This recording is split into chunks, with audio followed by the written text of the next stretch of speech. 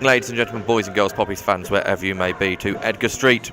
It's Vanarama National League North action again here. It's Hereford versus Kettering Town. We're back after what was a pretty dismal Saturday afternoon in the FA Trophy. It is league action, and it'll be a chance for Paul Cox's side to show their bounce-back abilities. They've had to quite a few times this season already, and against a very, very tough in-form opposition. Edgar Street looking resplendent as always, with a wonderful playing surface down below us. And a change to the lineup and a change to the formation as well, it certainly looks like. We'll go through that in just a moment. But joining me as always is Mr. Paul Cook. How are we? A lot warmer than Saturday, Ed. You missed a cracking, freezing cold day. You didn't miss a cracking match, but let's hope that the 6 changes that Paul Cox has made this evening are going to warm everybody's cockles tonight.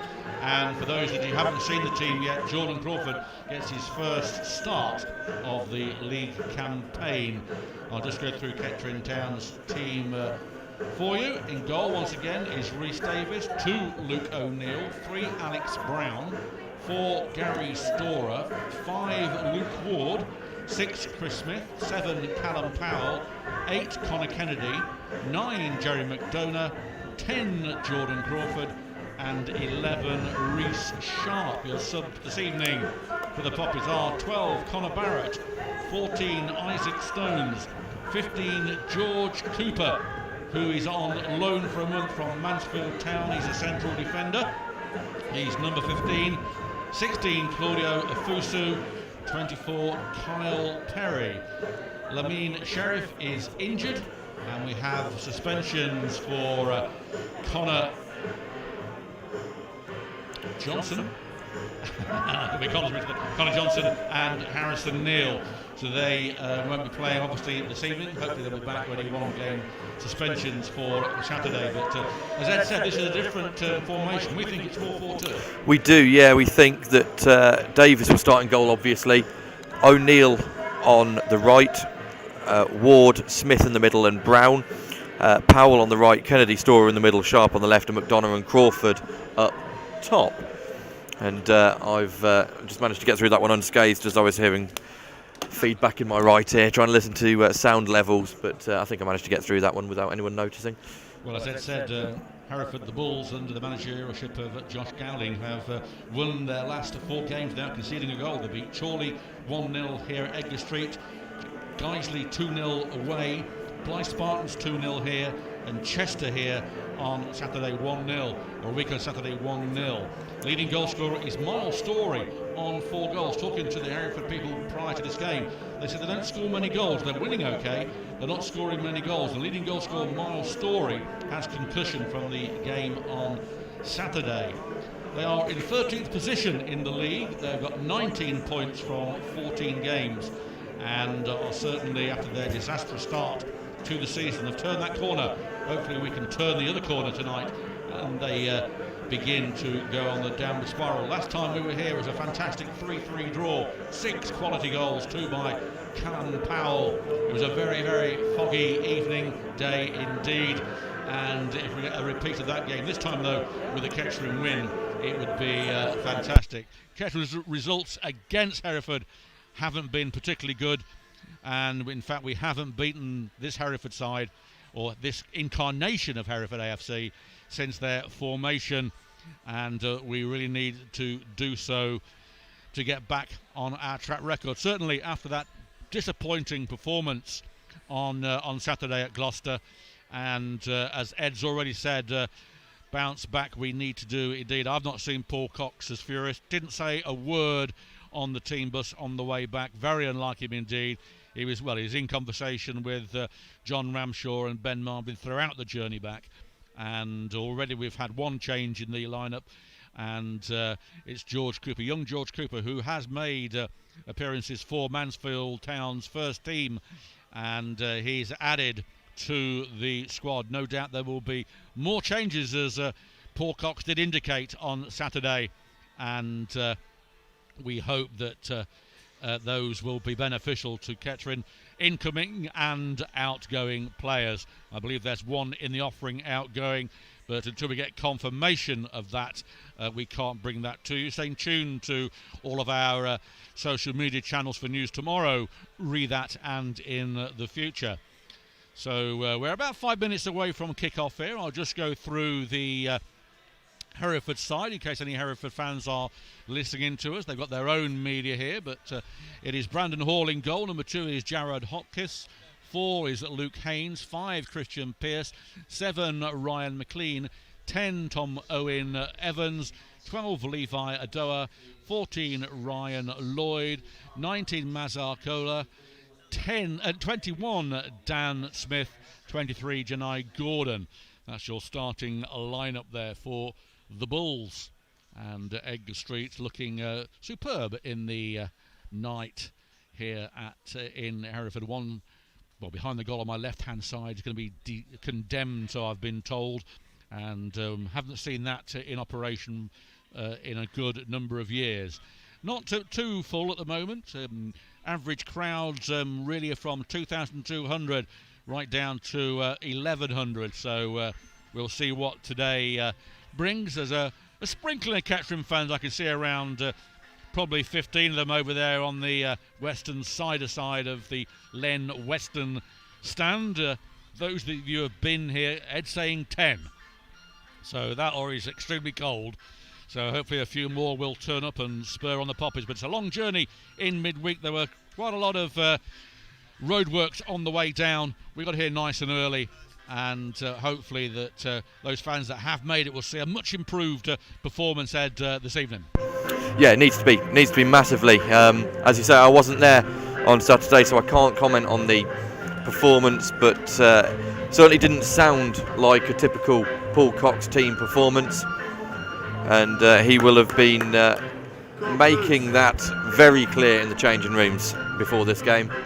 I'd imagine we won't see anything like Saturday again as the teams make their way out onto the pitch in front of us, but I wouldn't imagine we will see anything like that performance. It's very rare that we've had 2 poor performances in a row, as poor as that anyway. The only one I can actually sort of level it to was Sutton Coldfield away a few seasons ago in the trophy, which was diabolical. And maybe the 2 Buxton games weren't great either, but not at that level anyway. I wouldn't expect this team to be just performing. Remember, there will be a minute's silence before this game for past Hereford manager John Sillett, who passed away, of course more famous with Coventry, but he's well remembered here, so there will be a minute silent. Both teams out on the pitch, Kettering playing in their all red strip, and Hereford in their traditional white and black shorts, white socks, and we will see which way they're kicking off in a minute. Kettering on this left-hand side. Yeah, there's only around, counting them now in the stand over there is only about 10. And in fact, on the seating part of the stand over there, just one solitary poppy up there, blazing away in the field of glory, hopefully later with a fine Kettering win. So it doesn't look a large crowd, but certainly it will be very noisy if anything is to go on previous visits here at Edgar Street. Referee is calling over Kennedy, who is the Kettering captain this evening. He's in there in the middle, and they're all lining up at the centre circle ready for this minute silence for the great man John Sillett. If you saw them when they beat Tottenham Hotspur 3-2, that must be nice for you, Ed, when mentioned that. Anyone who beats Tottenham Hotspur has my respect, so... That must be most of the teams in England then. Yeah, exactly. John Sillett, who sadly passed away.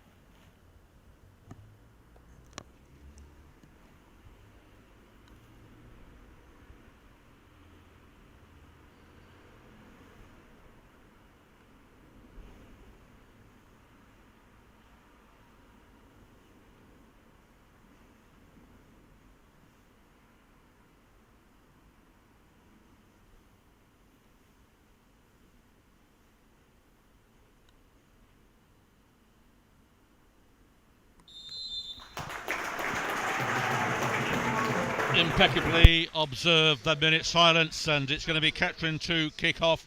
They'll be kicking from left to right. There's a huddle of Hereford players just in the centre circle as Kettering spread out for their kick-off. Kennedy is over the ball. Rhys Davis in all yellow, and his compatriot over the other side there, Brandon Hall, in all orange. And we are about to kick off here live at Edgar Street. You'll listen to Poppy's TV audio, sponsored by Elgood's Brewery, with myself, Paul Cook, and Ed Palmer bringing you this game. Let's hope that we can bring you some happy memories tonight and get back to winning ways. Ready for that all-important clash on Saturday against Boston United. But more about that later. We're more bothered about this. They're on the knee as the hillbilly music is being turned down, thank goodness. Reminded me of something to do from Kentucky. Round of applause there as the knee is observed. And we are ready here, and we are off. Ball is back with O'Neill. Flicks it through towards McDonough. He can't get there. Kennedy can. It's put out wide. But Hodgkiss balloons that ball straight into the stand that we'll throw in. So right in the top tier of that stand over there. It was early throwing, I suppose, from Sharp. Well, it's his side as well. He doesn't have to move too far to get the ball. It will be a long throwing in, as you said. Ward has gone up, Smith is up there, McDonough's there as well. So all the usual suspects. In it comes, very long throw. Keeper's punched down into the ground. It will fall to Ward, who gets it back out to Rhys Sharp. Sharp wants to go on his left. He does manage to get there, gets a deflection off the Hereford defender, and we'll have a corner within the first minute. We had a cheers from Madrid, from Oscar, so it was a lot warmer in Madrid than it is over here, but it's nowhere near as bitter as Luke O'Neill is going over to it's Alex Brown, I think, is going over to take this. In fact, it is Luke O'Neill. We haven't really had a chance to see whether our predictions on the formation were right yet, because within 30 seconds, Kettering have got a corner. There are 3 players back at the moment. In it comes, easily headed away under no pressure by the Hereford back line. Powell plays the ball out wide right to Kennedy. Kennedy gets a cross in, deflected off a Hereford player, and out for another corner. Well, 2 corners in a row here for the Poppies, showing more intent than they did against Gloucester, although they did have 2 chances early doors in that game and didn't take them. But this is enterprising stuff from the Poppies. It is going to be Sharp to take this on our right-hand side in front of the Hereford fans, which is quite well populated. It comes in towards back. The goalkeeper can't get to it, and chance. It comes off the head of I think Luke Ward, wasn't it? Ward, and it goes harmlessly for a goal kick.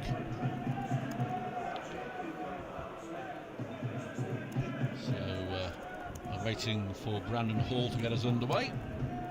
And, nice old-fashioned ground. It's one of those old Football League grounds, a proper stadium, and everything about the place reeks football. Let's hope that we see a lot more of that tonight. I should hope so. It's a football stadium. Well, yes. Hall gets them underway, flicked on by Lloyd, but headed on by Connor Kennedy. It definitely is that 4 at the back, isn't it? Yeah.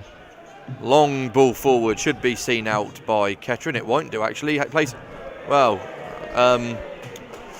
Smith, it was Ward, tried to shield the ball out of play for a corner, for a goal kick, realised it was not going out, and then I think maybe tried to pass it back to Davies. I don't really know what's going on. If he hadn't done it, Davies, incidentally, is wearing the 13 shirt rather than the number 1. Oh dear. Not overly sure why that has happened. Well, the corner comes in early. It's headed out here. There's a chance. It's cleared, though, by Connor Kennedy. Gets the ball to Crawford. Crawford plays a long ball for Powell. Powell's not going to get there, and that should go into the arms of Brandon Hall, which it does. Crawford getting his first touch. Traditionally, he's got his socks right down to the ankles. He must be wearing shin pads, Ed, but... yeah, it's the Grealish look, isn't it? Is it? Right, okay. So Hall gets us back underway. It's headed on, but intercepted by Ward. Plays it long for McDonough. But Haynes should get this one, which he does. He turns McDonough, clears it, finds Andoa. It's out on that byline. Good work there from McDonough. McDonough down by the corner flag. Still McDonough with it. Gets the ball over. Cleared by the number 6. And fortuitously finds Dan Smith. intercepted by namesake Chris Smith. Smith Nice. inside, does well, gets it through a heavy ball though, no chance of foul in the hands of the I think. goalkeeper. Do you think Kettering? It probably wasn't as simple as one player, but do you think they missed Jerry McDonough's work rate on Saturday? Because we saw there immediately the Hereford were about to start a counter-attack, and McDonough was already pelting it back and again won the ball. We saw it a lot against York City as well, where he won the ball about 3 times in the same attack. I think probably you're right, Ed. We did miss his power. He's still getting back to match fitness, but compared to Stones, who was really ineffective. There's a slice there by Hereford. That is the king of all slices, that. Come off Pearce and cleared eventually by Hereford. There is O'Neill who comes in.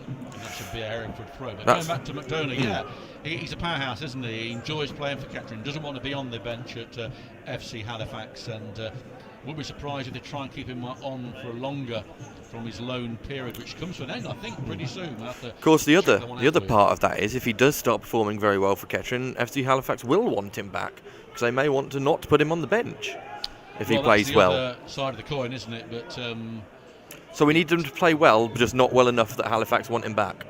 Well, yes, that is the ideal world. But away comes McLean, plays a good ball out wide. Hereford with a bit of space here for Hodgkiss to take. He finds McLean. McLean puts the ball forward for Hodgkiss. That's too heavy, and that will go out for a goal kick. Hodgkiss looks pretty quick at the moment.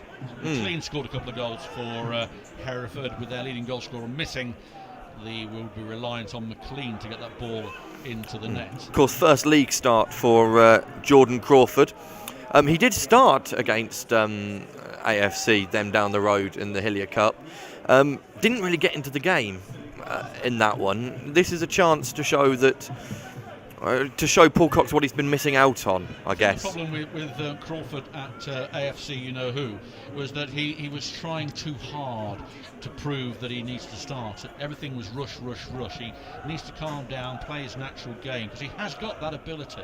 You know, we wouldn't have signed him if he hadn't, and he's up against a good side tonight, and if he can keep his calm and play his normal natural game, and I think we'll see a lot of Jordan Crawford, but we'll have to wait and see on that. As Hereford get the ball away, it's a good ball here, get 2 Kettering players on it, good tackle there by Ward, but it comes off, and Gordon trying to get to it. McLean thought was offside, but he's not. He's down by the corner flag on this byline. Down here he comes inside, a bit of room here, there might be a chance. What a challenge. What a challenge that is, Luke O'Neill. Luke O'Neill, flicked on by McDonough, but away the ball goes to Haynes, who plays it back to Hall. He comes out the area, loops it high, Ward underneath it, can't get there.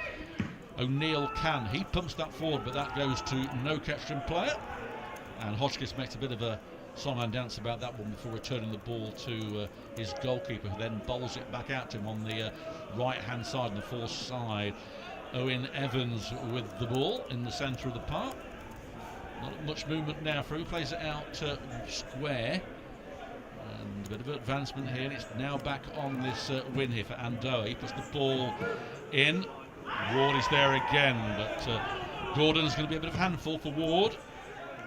Powell intercepts, does well, beats 1, beats 2, is away, and he's fouled. I think he played for that foul personally. He was going down before he was touched. That's why I'm laughing there. Yes, I thought there was minimal contact. That's a little bit petulant from the number 7.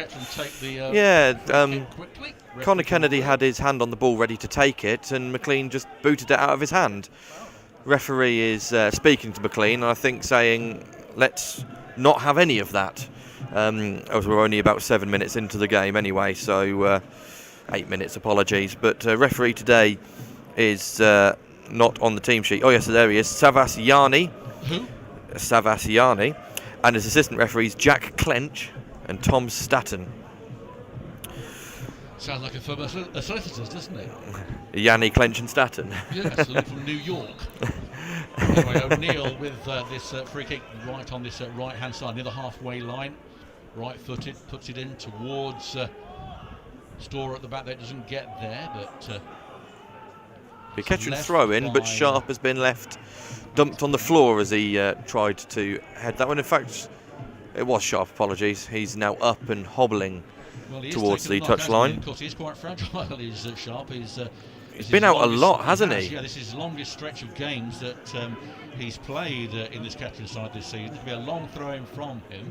Let's hope they can do something different with it. They're all the same at the moment, a bit like Big X when he was taking them for Kettering, only got one sort of throw. Maybe give... I mean, this is a long way out. That's a huge throw, by the way, and it might have fallen nicely for Kettering here. And I think Ward just lost track of the ball as he sort of spun round and didn't know where the ball had landed. Now here come Hereford, long high ball. Luke O'Neill should deal with that, brings it down on his chest. Plays it back to Davies with an on-rushing Hereford attacker. Davies has to play first time, only clears it as far the halfway line, and here come Hereford. That's a heavy touch. Handball say Hereford, no, says Stas Savasiani. And Hereford have the ball on the right-hand side again. Back to the centre half, as so thankfully no sign of the wind that was there on Saturday. Oh, we're back 3, says Ben Freeman. No, we're 4. I think we're 4-4-2, to be honest. Crawford seems to have dropped in just behind McDonough, but Sharp is playing in that left midfield role, and Storr is playing central midfield alongside Connor Kennedy, although he seems to be dropped back into that just in front of that back four, so you could probably say it's a diamond-ish. Can't mention that word. No, well, yes. Either way, it's a variation on the 4-4-2 with different roles happening. Throw-in for Hereford on the far side, turned out into the middle, and will switch over to the centre half. It's a bit far behind him, though, and he's going to have to do something with this now. Christian Pearce plays it back to Brandon Hall in his all-orange kit. Up the poppies from a cold and windy Cyprus, says Anthony Wilson. Well, I'd rather be in Cyprus. Can barely hear me, James. Well, I'm sure that's a godsend, really, but we'll see what we can do. I'll turn him up. The long ball, and it's played forward. Ward allows Davies to come. That was a little bit of mix-up there, because Luke O'Neill went to clear that and then left it for Luke Ward, who I don't think was expecting Luke O'Neill to actually leave it, but as it is, Rhys Davies has it. Again, not really sure why he's in the number 13 shirt, but he is. Here we've got Roger Dean listening in here in Essex. Do you do the covers for the rock band Yes? Throw in for Kettering on the halfway line, as I've realised we haven't had anything to tweet about in a few minutes, so I'm going to make something up. Throw in then to Kettering. It is Luke O'Neill on the halfway line. Hopefully my microphone has been sorted and you can hear what I'm saying. If not, then I will do it in Braille. It is Luke O'Neill. I'm trying to find McDonough's being pushed a little bit. It's cleared out by Gordon. It goes for another throw into Kettering. It's halfway down the Hereford half, which means it's going to be Sharp to take another long throw in. With it like a chess game at the moment, both sides with their opening gambits trying to find the weaknesses in the defences. Powell comes for a short one, but Sharp ignores that, and he's about to enthrall us with a long one. It's a good long throw, and it's headed on and just wide. And, corner. It goes for a corner. That was, I think that was McDonough. It was. Hereford got a touch on it and just goes wide of that post. I thought it might creep in. It didn't. Another corner then to Kettering, who've made quite an impressive start here from the word go. We're into the 13th minute of this game. It's 0-0. So we've got our score back on the front. Header comes in and there's a bit of a melee here. McDonough can't get there, it's cleared. Oh, just goes deflected. Wide. Ricochets again for another corner. I thought that was going to creep in. Yeah, we've got our score in device back and working, so we'll keep that updated for you. Another corner. The 10 Kettering fans making a bit of noise over there. Fair play to them for coming down. And referee is having a word with a few players in the melee. The whistle goes. Corner about to be taken. In it comes. Back post. Keeper misses it. Goes over the bar and goes out harmlessly to the cheers of the Hereford faithful behind the goal. 0-0 here in the 14th minute. We'll listen to Poppy's TV audio, sponsored by Elgar's Brewery, with Ed Palmer and myself, Paul Cook, bringing you the information and analysis as it happens here at Edgar Street. Just coming up to 14 minutes in the game. Neither goalkeeper really in it at the moment. Kettering have had a few half chances. Hereford had a Very good chance stopped by a wonderful tackle by Luke O'Neill in the penalty area. Goal kick taken flat, but just over the halfway line, headed back from where it came by Kennedy. Now it's a bit of head tennis in the middle of the park. No one really on it. Now Reece Sharp brings it down. McDonough's on the left-hand side, tries to be a little bit too clever to get Alex Brown away, and Hereford bring the ball away only as far as Chris Smith, who puts a left boot straight through that and into the Stowford press side to stand behind the goal. I believe it's called that. I could be wrong. Please feel free to correct me, but I'm going to call it that because it's got Stowford press side emblazoned across the top of it. So opposite us is the Len Western stand. There's that famous stand with the terrace underneath and then the rows of seating above that. Goal kick taken. Kennedy heads the ball forward looking for McDonough. McDonough loses that one this time, but Crawford brings it down for Sharp. Sharp back to Crawford. Crawford to Brown, who plays it back to Chris Smith. Chris Smith along the line to Luke Ward. Ward then clips all the way over to Brown, who heads to Sharp. Sharp gets in between two players. Referee says no foul. I think he was going down, wasn't he, before the two players sandwiched him, but he wasn't looking for it, I don't think, but we've seen those given in the past when Honus used to play for us. But, yeah, that was a chance. The only other thing you think is surely he doesn't go down if there's not enough contact to bring him down, because he was pretty much through on goal. So good work on that left-hand side, headed away by Crawford, the long ball. That's missed by Sharp in the middle, and now Hereford will come forward. Great through ball, and there's a chance here for Hereford on the right-hand side. Shoots across goal, tame, and trickles past the post for a goal kick. First shot in anger Hereford have had, though. Yeah, and that was well wide of Rhys Davies, who just watched that go harmlessly wide. And I wonder why we're in the 13 shirt. We'll have to find that out for the people that like to know these sort of things, i.e. me. But he places the ball down, Davis, on the 6-yard box on the far side. Everybody is over one side of the ground, not near where we are. But Davis then addresses the ball, comes in, takes it. It is a good trajectory from him. Goes straight though to Hereford McLean, and there is Storer underneath it. He heads the ball on. Sharp can't get there. It's cleared to Gordon. He heads it back. It's looped high. It is O'Neill going to allow that to go out, and that will be a Kettering Town throw-in. It's come back down with snow on it, that one. Giving McLean no chance to keep that ball in play whatsoever. Kettering just got to be a little bit careful on this back line. There's been a couple of times now that, I'm not saying it's necessarily a bad thing, because if it works, it works, but Chris Smith has bombed out from centre half to try and close something down in the middle of the park and hasn't necessarily won it first time, and it's left a relatively large gap where he should be, and that happened again there. Thankfully it ended up in orbit, so it didn't matter, but it's going to be a little bit careful. Not too sure what's going on here. As can't get the ball, can they? There we go. The ball's been given back to cheers from the fans here. Back to Ward, who plays it back to O'Neill, who clips down the line. Mistimed interception there, and Powell will have it down by the corner flag. He is muscled off the ball fairly, though. And away come Hereford. This is not what you want, really, although Luke Ward does well to not only cut the ball out, but get it to O'Neill, who puts it back into orbit again. It's just come back down from there. Now it's Sharp wins the header, brought down by Kennedy, who does well to skip past and play Alex Brown on the left-hand side. Brown plays forward into Crawford. Crawford, nice touch from him. Good feet, and gets it through to Sharp. Sharp plays a wonderfully through ball to Alex Brown. Alex Brown stands the ball up. McDonough gets there.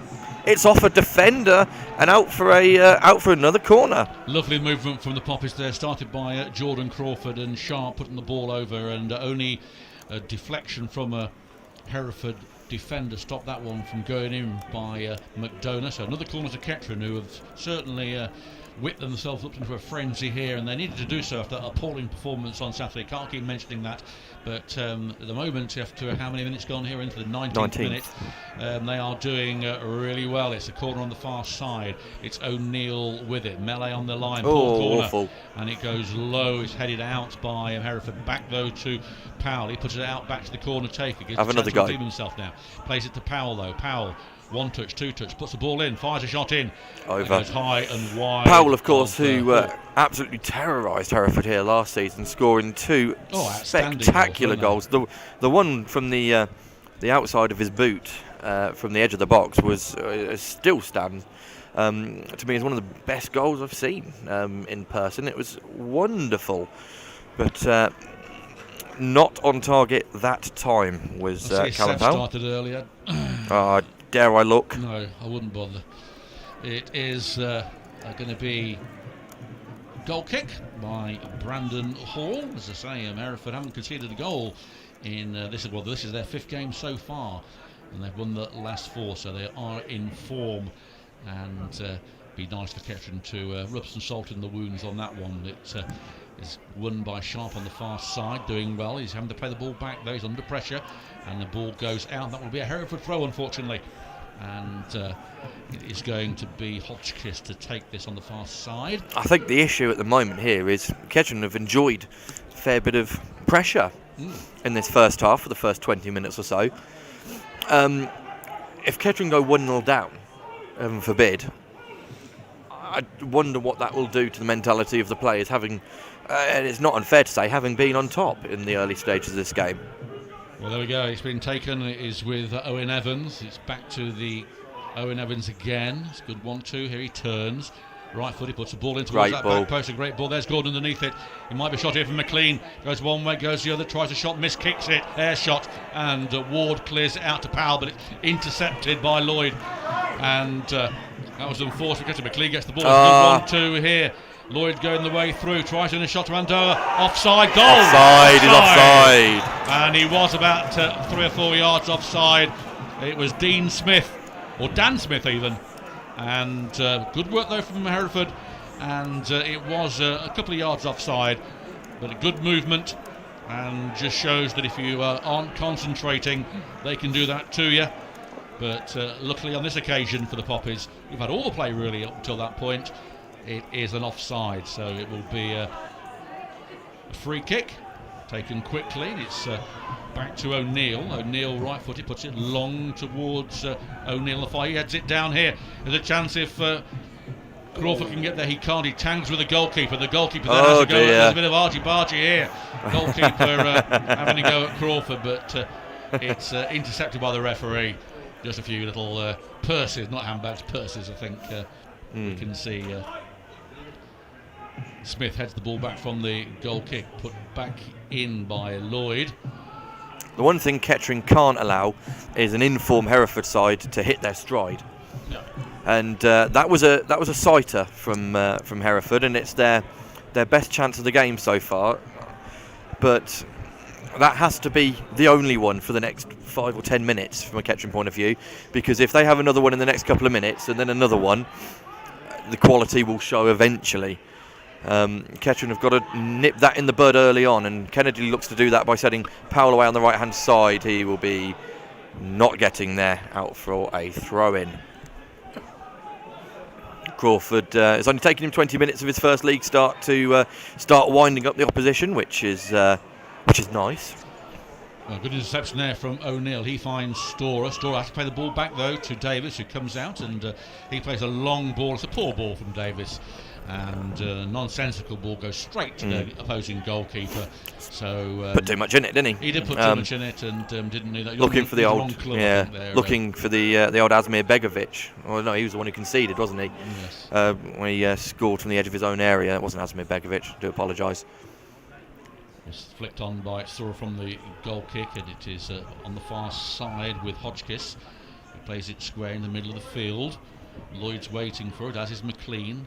He finds McLean though. It's a good little flick through. Ward caught out there, put his hand up, and he should be playing to the whistle, not his hand, and does well. There by Ward, and that was stupid by him. It's was not after the ball. Yeah. And, Well, I don't really think there's much. He went to clear the ball and completely missed the ball and got the man.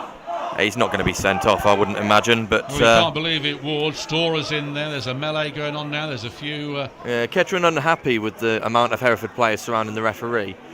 I think, which is what their main issue is. Ward has tried to clear the ball, completely air-shotted, got nowhere near it, and instead booted the Hereford player about 2 foot in the air, which is the issue. I think it's an accident. He's clearly not meant to boot the Hereford player. It's a complete accident. He'll go in the book, I would imagine, for this one. But still in some discomfort, the Hereford man. Out comes the card now. The referee is going to book him. Yep. Yellow card then for Ward, and I think that was the more sensible thing to do from the referee. Perry's gone down there to make sure that there's some even steam. And it looked like his ankle has been interfered with. He's up like Lazarus. He returns, and of course Perry used to play for Hereford a couple of games here. It was Gordon that was fouled, and Perry giving Gordon a couple of and now the fans are having a go at Perry, and he recognises one of them and gives him a growl. But it will be a free kick right on this left-hand side, parallel with the 6-yard box, and it's going to be Owen Evans to take it. Referee marching out the wall, which consists of young Crawford, making his first start in a league match this season. Had every other game in the league and cup has been on a subs appearance, except the Hilly Cup, which we don't count as a first-class game. And in comes the free kick. It's low. Goal! Wow, that was an incredible goal. It fooled everybody. It came in low at the near post, and before Davis could do anything about it, it crept in underneath his hands. 1-0 to the home side, and that really was a surprise. And Kettering find themselves a goal down, and Ed said, wonder how Kettering would be if they conceded a goal. We're about to find out. Who scored it? Owen Evans. Owen Evans getting the goal then for the Poppies, and for the Poppies, for Hereford in fact, and that is not good news if you are turning into the scoreline. And Kettering 1-0 down, and not what the fans want to see, but I'm sure the Hereford fans do, and they are a goal down. We're back underway straight away. Kettering always have a struggle here at Edgar Street. They've certainly had all the play up until that free kick. It was a freak free kick, really. Crept in at the near post, and I think you've got to blame the goalkeeper to a certain extent for that. So you should never concede goals at the near post, not from an acute angle like that. And Kettering a goal down after 25 minutes of this game. Well, Hereford now, their tails up, coming forward once again. It's McLean, he's beaten one, beaten two. It's still McLean, there's a big charge of the Whites here. Could be 2-0 here, in it comes. Shot blocked, should have been 2-0. Cleared by O'Neill. Back on the far side though to Hodgkiss. Hodgkiss puts it in to Owen Evans, the goal scorer. He finds Kahir, and it is over on that far side again, and Mazria gets the ball. Fires it towards Lloyd. Lloyd plays it back, and Hereford rebuild their attacking flair once again. 1-0 here to the home side as Haynes puts the ball forward. Gordon does well, shields the ball off. Gordon might get a chance, but intercepted by Crawford.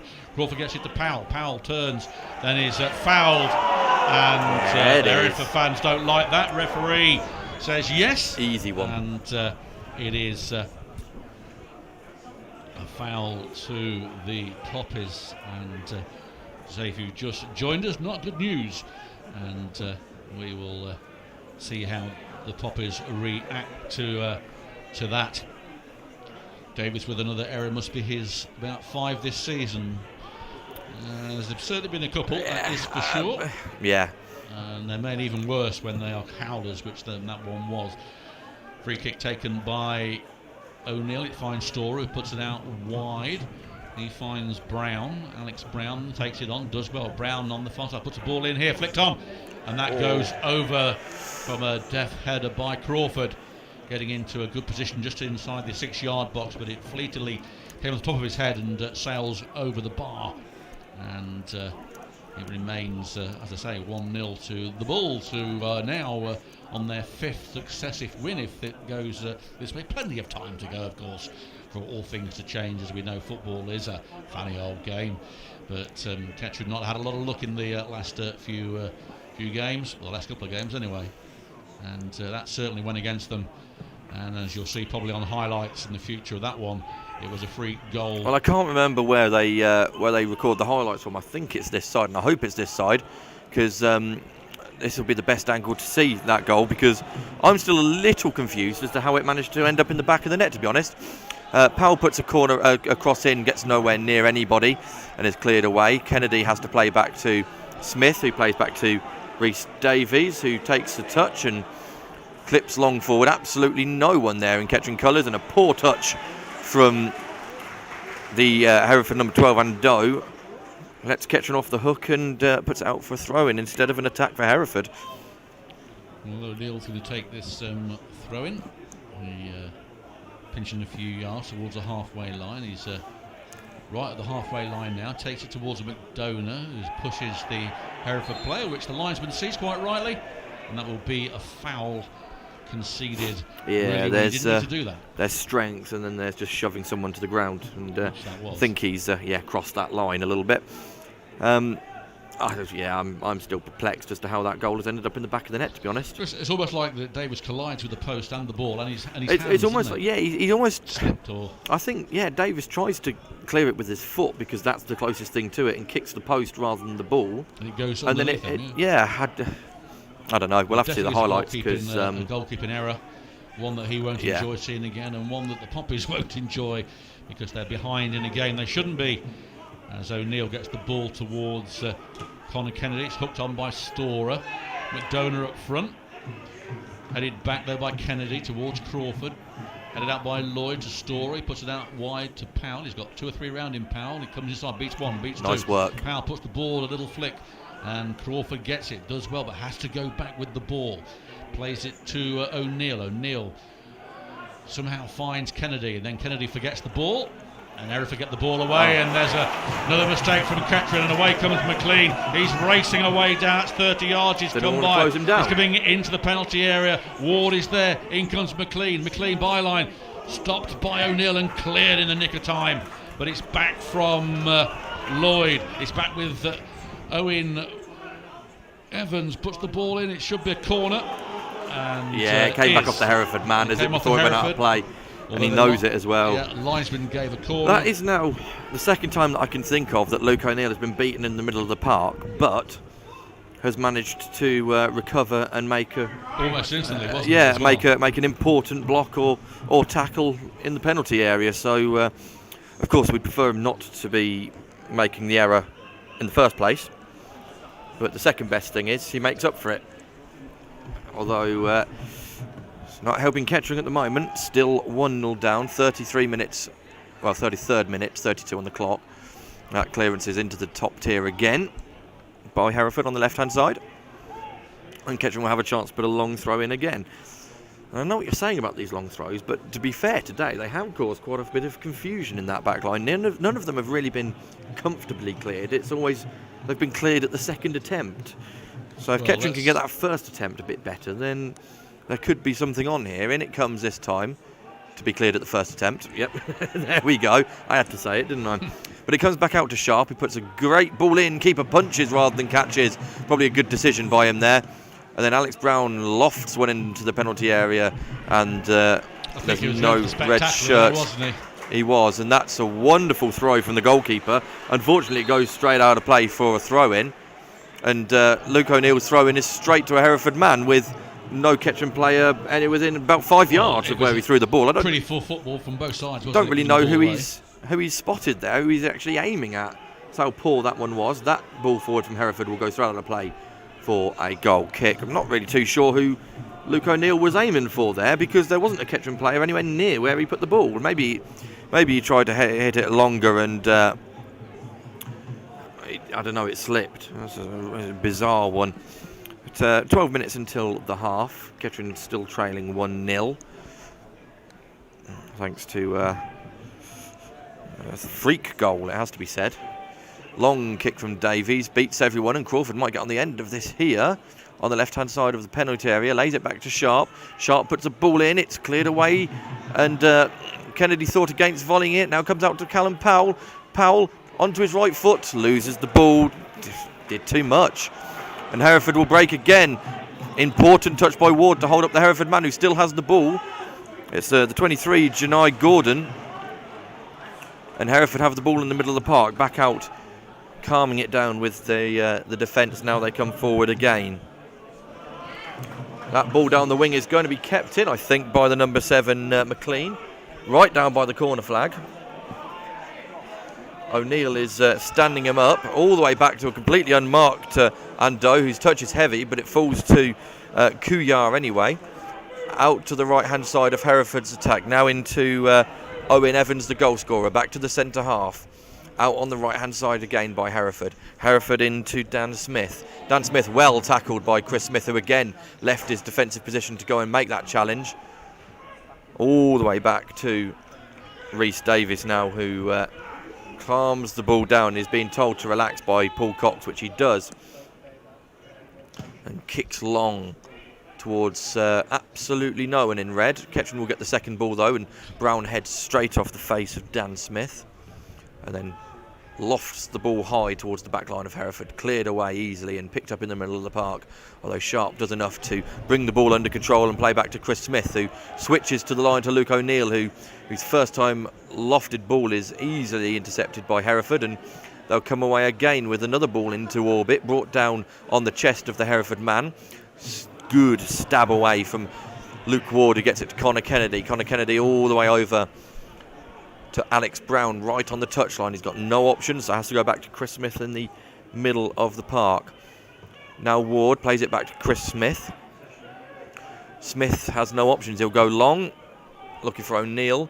O'Neill does win the header. It's a heavy header into the middle of the park and straight to a white shirt, and they'll bring the ball away down this side again. Luke Ward should get there, does, and in fact plays that straight out of play for a throw-in, to which the Kettering management are livid that they haven't got a free kick for Janai Gordon catching him late. He's given Ward a bit of a rush now, isn't he, Gordon, on this side, and Ward is having to really prove himself against his pace, and has been second to it at the moment. But certainly they look like an indication of a foul on that occasion, but it does result in a throw-in to the I'd have probably given a foul there. Yeah. Ward has been bundled after he cleared the ball. Throw-in taken. Good challenge by Jordan Crawford, who's all the way back defending at the moment. Shadowing the number 19, Maizar Kuyar. Throw-in taken by Ando. Ando's given the ball straight to Jerry McDonough and sets Crawford away on the right-hand side. I think Kettering have probably lost the impotence on this attack, and the clearance goes out for a corner, but strange decision that from the Hereford player. Well, it was, wasn't it? Crawford did have a chance to run at the defence, but he's put out wide, and as Ed said, he wasn't given many options to put the ball over, but he got a corner out of it, so fair play to him. It's a corner on the far hand side. Kettering had much more of the game, but find themselves a goal down to a bizarre one, and they thought about a short corner there, but it's going to be Rhys Sharp to take this corner on our right hand side in the home end, and it comes in low. Poor corner. Awful again from Sharp, who he'll get a needs chance to do better. though. It comes in again, second chance, headed back. Powell's underneath it, so is Crawford. Over his head it finds Sharp. Sharp skewers a ball in, and that's poor. Goal and kick. Goes for a goal kick, so the shooting boots have not been favourable to Kettering at the moment, and find themselves a goal down, and haven't really tested Brandon Hall at all, other than punching the ball out a couple of times, and they got it all to do. Still plenty of time in this game, obviously, but they need to improve on the mistakes made. Every mistake, Kettering seem to concede a goal these days, and that isn't good. I think that just shows the quality of the league at the moment, that if you make a mistake, it's going to be punished. Long ball forward and should be collected by the goalkeeper, which it is. You remember the last two high-profile mistakes have come against very, very good sides in Chorley and Hereford. Obviously I wasn't there at the Gloucester game, and Luke O'Neill's misread that ball completely, and there's a chance for Hereford on the edge of the area, back heel towards the left hand side. Ando has to go out, Now he turns back and cross goes in. It's out of play, is it, at the back post? No, it's not. Well, that looked to me as if it had gone out of play, and Rhys Davies is livid with the linesman. It's eventually headed behind by Chris Smith. Well, if Smith hadn't got there, Gordon was going to score because, as you say, the ball looked like it had gone out. Linesman didn't give that. And if Smith hadn't intervened, that was going to be 2-0 Ed, because he was really in a great position to nod that ball in. So it is a corner on the far side for the Bulls. And Owen Evans, the goal scorer, is going over to take this. Everybody's on the goal line, so no doubt there'll be some pushing. There's a short corner there going in. Hotchkiss puts the ball in. It comes in here, headed out by Luke Ward. It's resulted in Storer trying to keep the ball in if he can. He does, puts it long, but it gives Powell an impossible position. Not a lot Storer could have done with that. He just had to do anything to stop it going out of play for a throw-in. It is back in the hands with Brandon Hall. 5 just over minutes to go until we hit the half-time whistle. Probably be a minute I've added on time. Ball long by Hereford. Smith is not adjudged to have been fouled then. I thought there probably was one. Ward clears away, but again it will go straight to the goalkeeper. That looked like a foul, to be honest, and it's very similar to the one that wasn't given against York on Luke O'Neill, wasn't it? The true. Push in the back, which meant that Chris Smith couldn't head the ball away. Powell slips as he tries to take the ball off. And Owen, there's a chance headed away by Ward, not brought down by Kennedy, who fouls the Hereford man on the edge of the box and hurts himself in the process. A very good position for Hereford, this, just outside the D. Another stupid tackle by Kennedy, who goes down feigning injury, in my opinion. He's got back up again, he's okay. But this doesn't put Kettering in a very good position at all. It's one of those positions you would love to be in if it was your team, and Hereford will be relishing this chance. It's right in the centre of the D, and they haven't paced the yardage out here. I fancy a shot on target. There has to be a shot on target. There's no way it won't be. The only... Yep. There's not even a saving grace for Kettering because it's very central, which means it'll go... Either way. It'll go either side, and it's just far enough out that you'll get a dip on it as well if you hit it well. Rhys Davies has set himself up on the... his left-hand side of the goal, only just though. Over it comes, deflected off the wall, and it's a corner. Well, what Davis had got there, we don't know, but it was certainly going into the area that was got the more space in it. But intervention there from the Kettering Town ball head, and that will be a corner on this left-hand side. So we're getting towards half-time. Kettering still that goal down from a bizarre near-post goal from a free kick that crept in. And one I don't really want to see again, but no doubt will at some point. I want to see again just to see how it actually went in. There's still a little bit of confusion as to how it ended up in the back of the net.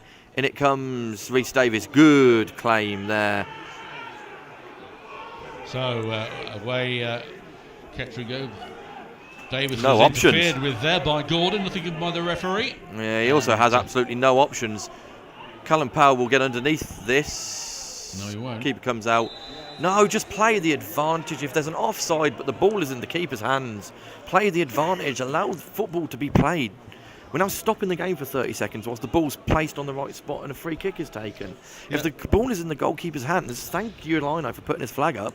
Play an advantage and let's play some football, not stop-start. Sorry, that's one of my absolute bugbears. Callum Powell clearly isn't interfering with play because the goalkeeper's collected it very easily. So there's no offside because there's no interference. Well, just play football. Down, as well? That's what I mean. It's 30 seconds of nothing now as we wait for the ball to be placed in the right spot. Just let the game flow. As a strange clearance from Hereford goes straight out of play for a throw-in for Kettering, although it's just inside their own half. 2 minutes to go until we hit 45.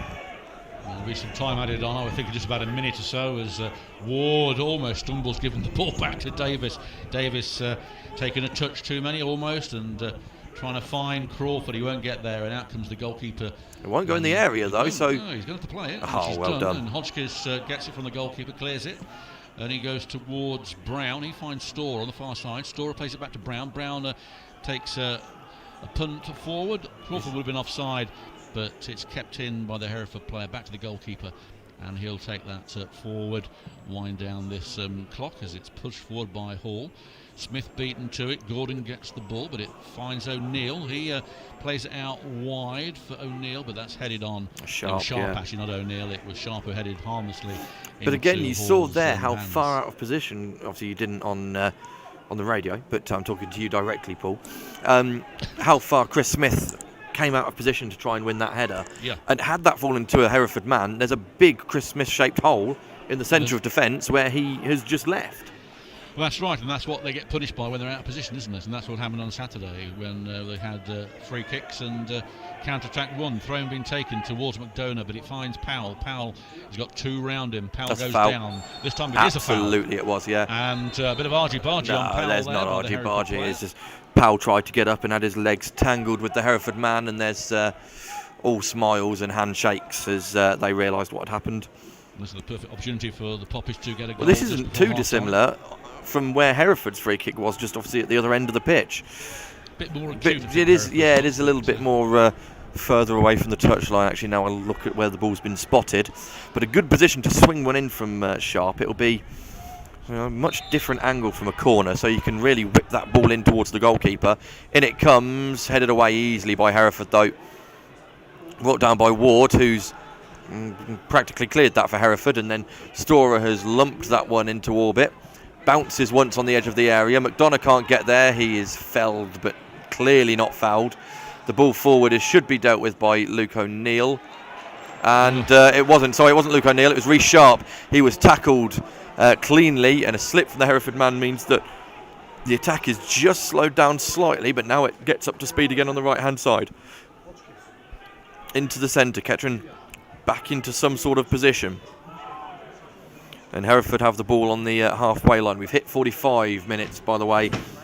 And that ball forward is, how's your luck, Kettering? Yeah. It's hit the corner flag, and instead of going for a goal kick, it's gone for a throw-in. And we have pretty much had 1 minute of added time here in the first half. JJ's listening in. I hope you're well, JJ. I hope to get to see you at some point if you're down at Latimer Park. Come and see us. If you could live up to your Jesus moniker and give a miracle for us, that would be fantastic. Yeah, we can need one at the moment. It's all going against us. And there's no high boot there. I don't know what they're trying to claim there. Long ball, lots of they're hugging each other. Foul on Chris Smith. Yeah, I think it probably was.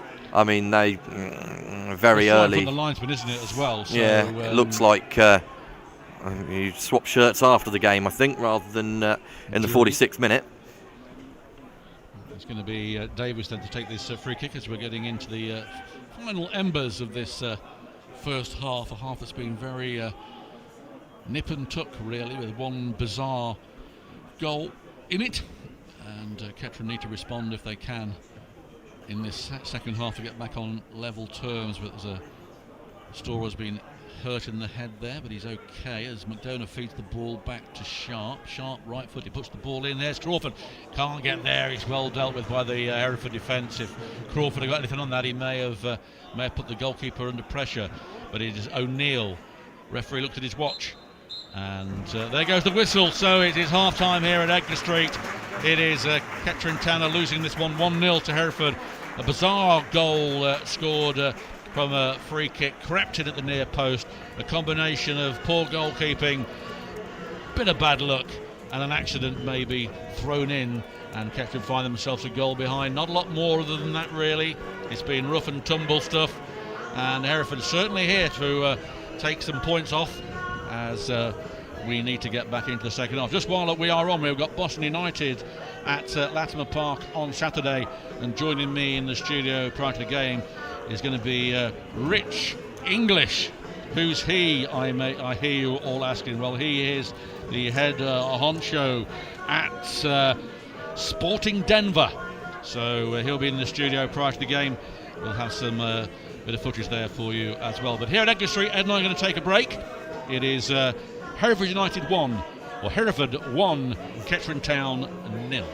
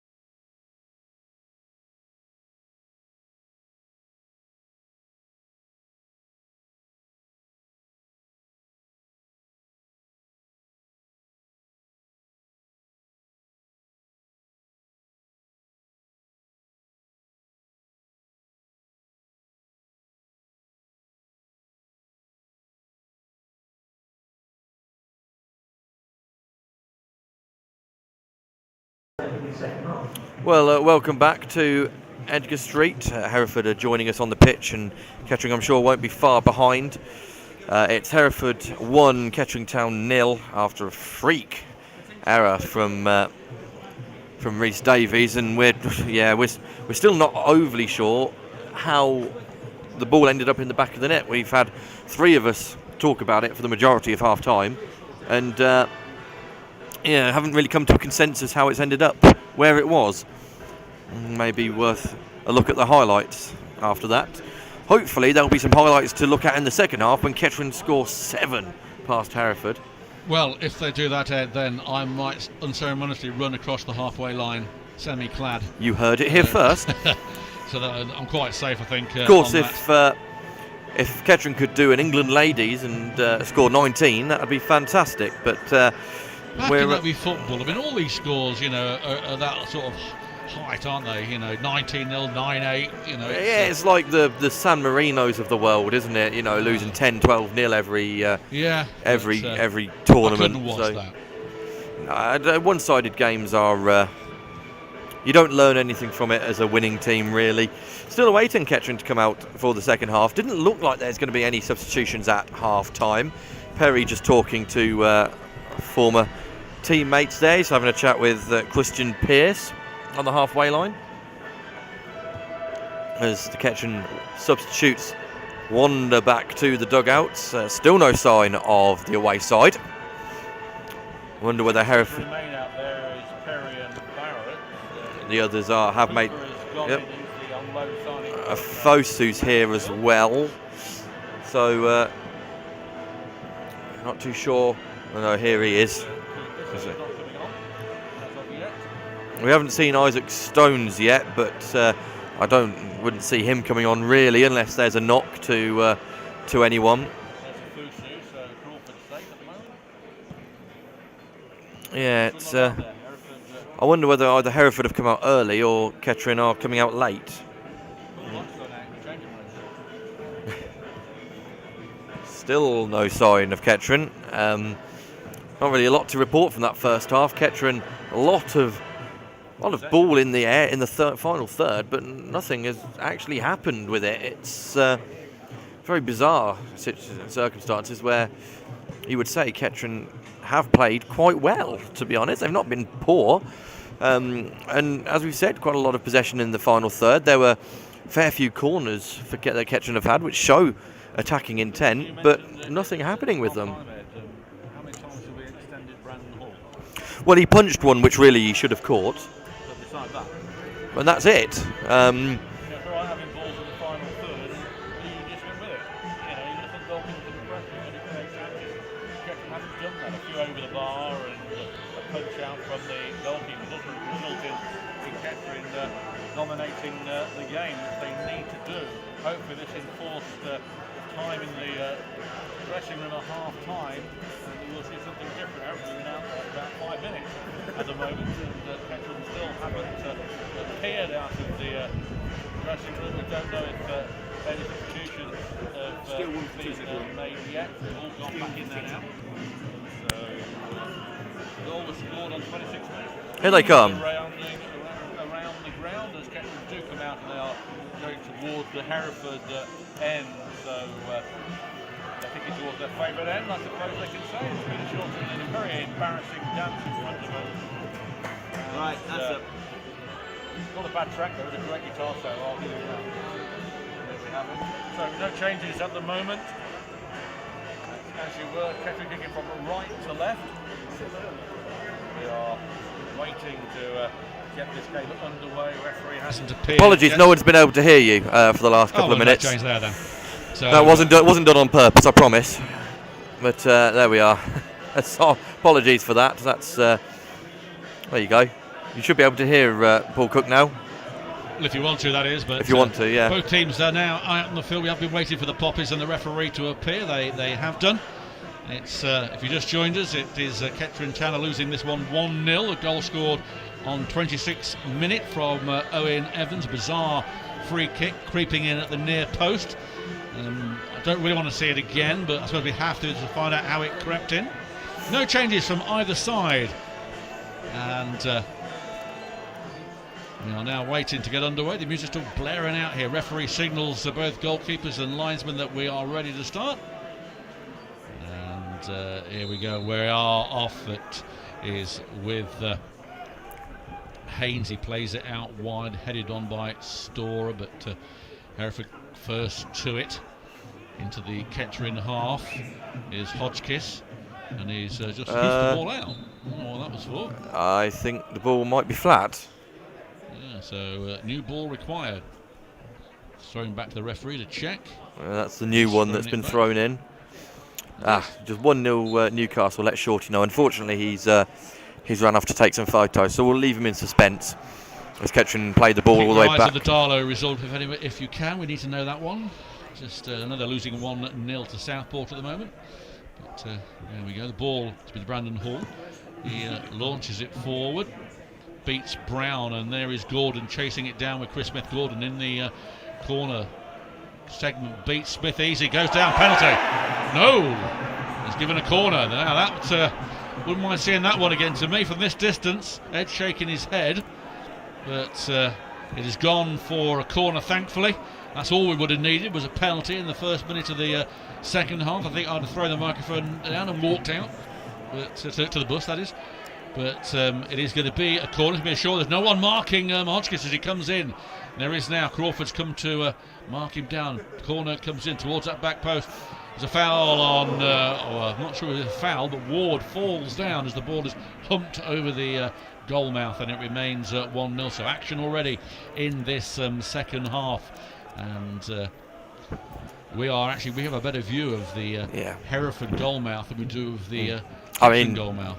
We're a good 80-90 yards away from that, but my first thought was penalty. Yep, I don't think penalty. Chris Smith has got anywhere near that football. Yeah, because things haven't gone right. I thought that's it, all over, but luckily it hasn't. It still remains at 1-0, one life gone. Davis gets the ball and he gets it straight though to McLean. It's headed back. Ward almost stumbled and hooks the ball away in desperation. Well, he was in two minds as to whether to pass it back to Davies or not. Gets it on the far side. He comes inside. He's got Powell with him. He beats Powell easily and then beats Ward. He puts the ball in, chips it over here. It's a poor ball though, and it will take Hodgkiss all his effort to get it, which he's done so. Puts the ball in, back post there. As everyone lets it goes over everybody. O'Neill lets it go over him and then collects the ball. He's under pressure though from McLean. Puts it out, and that will be the number 14 there, Lloyd, who puts it back in. It's all Hereford. Good ball here. With a chance here. Is the ball going to come in down the bar line? 2-0 should be. And is all over. Game over. Gordon gets it in.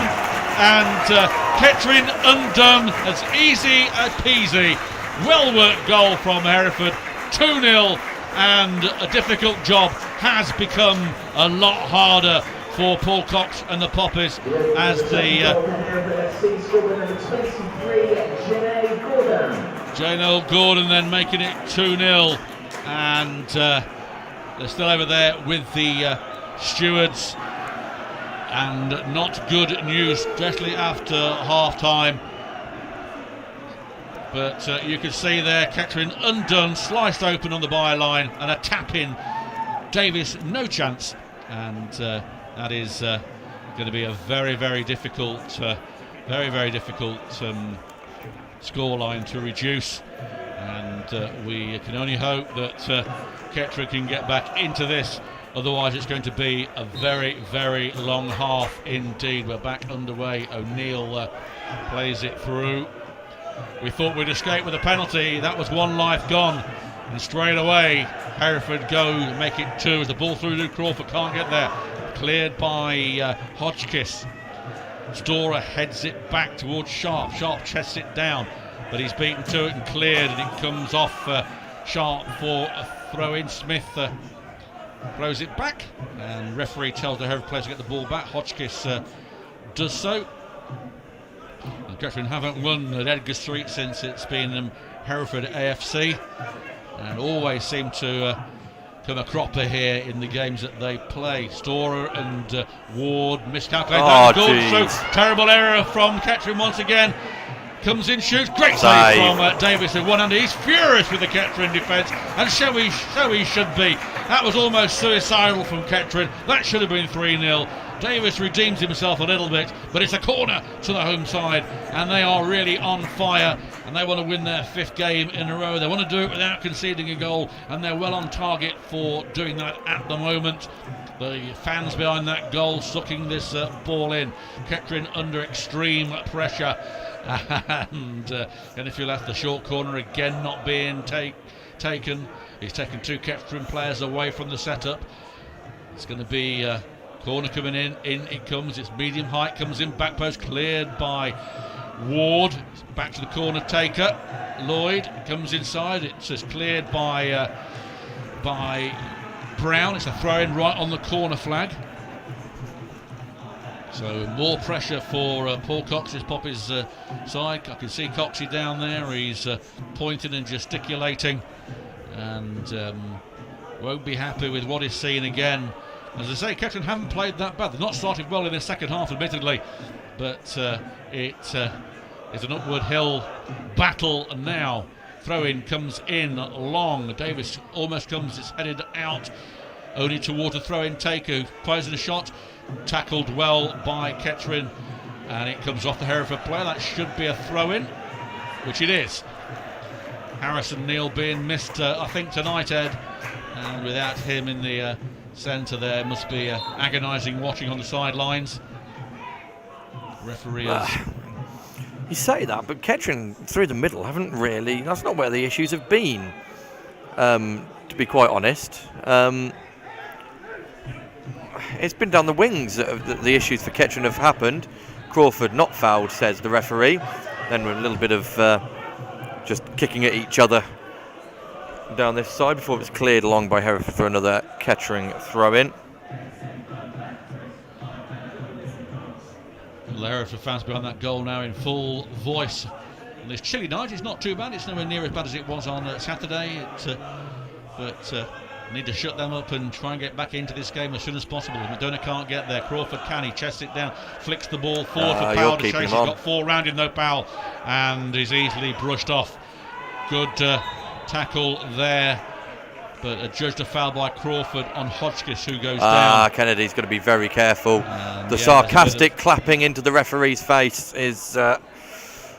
Kettering already have 2 suspended through a collection of yellow cards mounted this season, and Connor Kennedy doesn't want to be another one in that book, as he's getting up there as well. Free kick to the Bulls.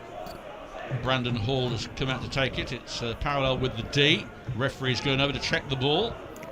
He's said the ball's all right. I wonder if they've got a box of balls like they have at the cricket. They come out and feel them, and after so many minutes, and see if the seam's all right. But well, there have been a few complaints, haven't there, about the footballs actually this season, and they're too soft and they're too not durable enough. But they won't mind Hereford here if they get another goal, which they do. Easy peasy. Well, this is carnage in this second half. 3-0. It was a very good goal indeed, giving Davis no chance, and the Pop is being slaughtered. And I can see this being a lot higher if this continues. Can't tell you who scored at the moment. Opportunity shot. Davis not happy with the linesman for some reason, but the goal will stand, and we'll wait. And Kennedy's holding a team meeting in the middle of the park at the moment. Well, there's an argument going on with the Kettering players there. Paul Cox is not looking happy, and nor he should be. Kettering 3 down already, 2 in the second half, and I can't see the Poppies getting back into this game, Ed. And it is an upward task indeed now. Owen Evans gets his second. Oh, there we have it then, 3-0. And there's a foul there by Kettering that's not been given. Chris Smith pumps the ball forward. Easily knocked out there by the number 5. Of course, Kettering lost here 4-0 the season that Hereford won the Evo Stick League, and they're on course to match that defeat at the moment, with plenty of time for the home side. But that third goal was an inspirational goal, really. Well worked, well struck, and quick and simple. So the ball on the far side has been put out by Kettering, and Well, that will be thrown by Andoa. Shall I be the optimistic one for a change? Go on.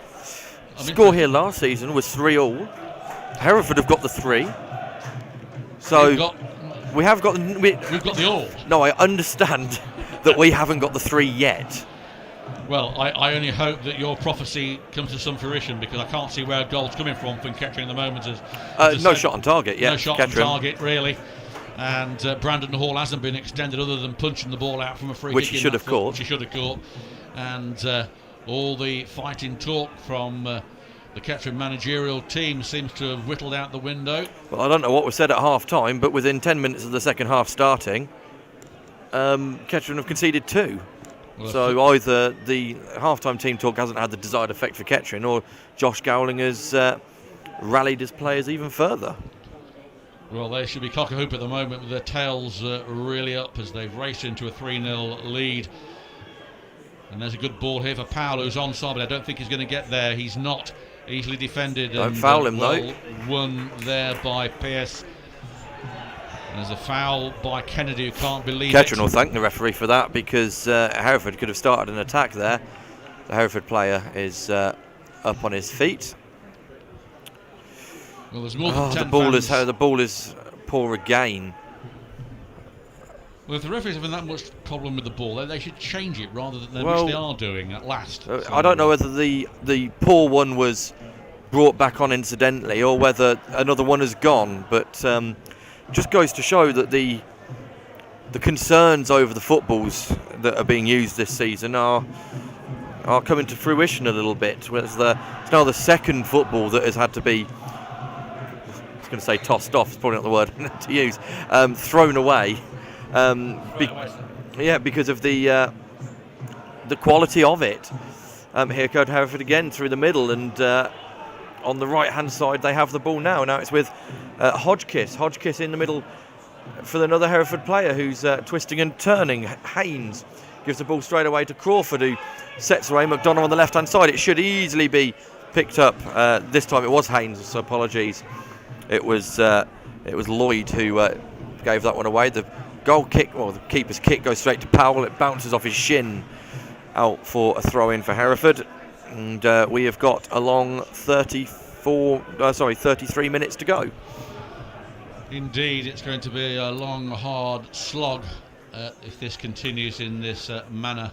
But at least it wasn't a 4-hour coach journey here, Paul. That's the main thing. Wasn't it? No, it's about 3 hours 45. Not far off. But Kettering on the attack with Powell going through, but he's easily shrugged off it as Pearce sends away Gordon on the far side, but well won by Brown. No changes yet for Kettering, although some of the subs have been warming up. Afusu and Perry are down there. Of course, the subs are. I'm looking at that bench. I'm not even too sure what you do in this situation. Well, you pray the game there will be pretty quickly. There will be an element of maybe damage limitation coming into it, because well, there's a chance here to make it 4. It's been let loose. This is suicidal once again for Kettering. This should be 4-0. What a block! It's knocked out Connor Kennedy, I think it was, who Ward, who got a point-blank save on the line. Goalkeeper was beaten. He's got up. I'm not sure who it is. I can't see. It's Brown. It's Alex Brown. Unbelievably on the line. That should have been 4-0 as Powell is away, but he's second to it, beaten for pace this time by Adoa. There's not many times you can say Powell's beaten for pace, but he certainly was. I still can't get over the block from Brown, and I thought it had knocked him out, but he's well up, and the ball's back with Powell. He's not going to get there again. Pearce will marshal this one out of play, and it comes off Powell for a throw-in as well. So everything going against Kettering, who have really lapsed into suicidal mode at the moment, because I thought that was 4-0 led. It was a fantastic shot, brilliant block. Davis was beaten, and 4-0 would have been on the cards. But as it stands, it's 3-0. 2 goals for Owen Evans, 1 for Gordon. Kettering still to have a shot on target. Comes off Gordon for a Kettering throw on the far side. Fusu is down here. Cooper must be thinking, what does he come into? The low knee from Mansfield, he's down here as well, warming up as the ball is with Brown. He plays it long, but it doesn't reach Sharp, and away come Hereford again. There's foul on Gordon, but the number 19 does well fending it off. Got the ball back to Hodgkiss. He puts it long. There's a good chase here for Stan Smith, and that goes out for I am goal kick. amazed that Hereford have somehow not been able to take advantage of that positional error at the back for Kettering. Again, Smith, 15-20 yards advanced to try and win that header. And it's not his fault because there's no one else who's going to go and challenge for that header. He has to. But there was a huge gap there for Hereford to break into, and they've just overhit the ball. I'm amazed that something hasn't come from that. Well, there's time for that to happen as it's there pumped against a foul there by Smith on Gordon. He pulled him back and he's out of position again, wasn't he? And the referee didn't see it, nor did the linesman. It was definitely a foul on Gordon, and Smith is rubbing. There really needs to be someone in front of this back four to win these headers, because any ball high that goes in between the midfield and the back four is being dealt with by Chris Smith at the moment, which means he's too far advanced. Good work on this near side by Sharp, who lays back for Storer. Storer lofts the ball through, woeful, straight to Brandon Hall. Well, if anybody here from Boston United is watching this, they'll think they're going to be in for an easy game on Saturday, because at the moment Kettering are being exploited down that middle and at the back, and any chance or mistake they make is punished instantly, and find themselves 3 goals down as the ball is pumped forward by Smith. It finds Powell. Powell doesn't know where it is, and it's cleared by Lloyd, only towards O'Neill. O'Neill puts a long ball down towards Powell, but there is Pearce. Andorra again plays it on to Powell for a throw. Kettering can't get anything, and those 10 fans or so that have made the trip from Kettering are thinking, why didn't we? All that possession in the final third from the first half, there's been nothing in the second half from Kettering. Nope. Kettering haven't had possession in the middle third. They've barely had possession in their own third. Exactly, as Powell plays the ball back, but it's instantly got rid of. Kettering can't keep the ball. It's two-touch football. It's hoofed out. Out the ground. And that goes out the ground. Oh no, it's back in again. Well, thank goodness, because we're running out of decent footballs to use at the moment. We are indeed. Oh, that's a good idea. Boot all the good ones out the ground. No decent footballs to use.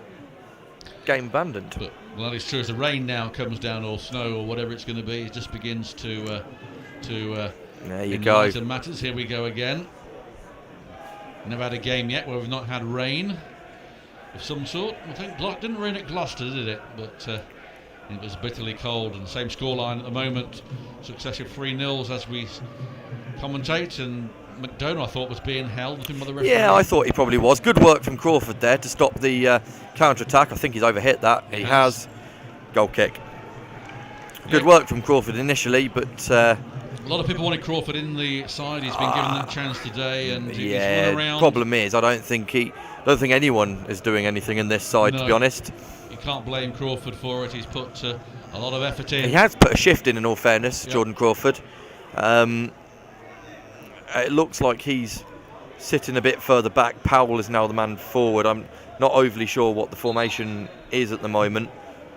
No, it does look like Powell is still going right inside as a substitution. Is coming on for Kettering. Powell is the man to be substituted off. Claudio Afosu is the man to come on.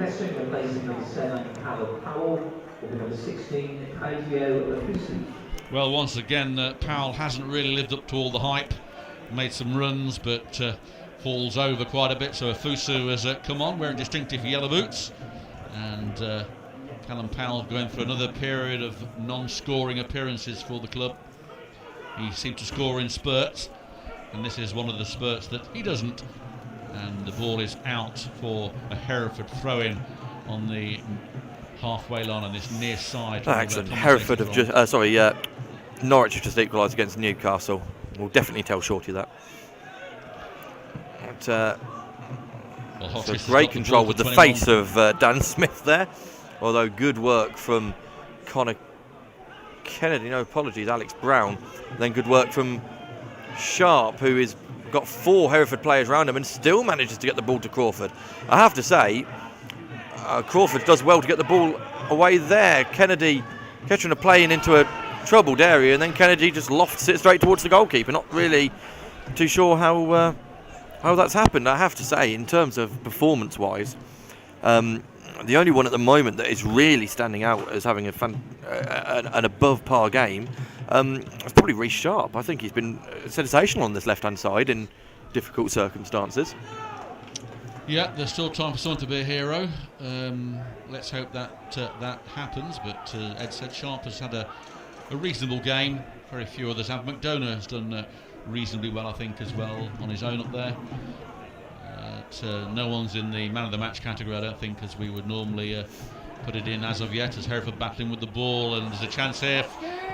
Good shot there on target from Hotchkiss. Went to Davis's left-hand side. He caught it on the dive, and it was swerving around in this wintry night.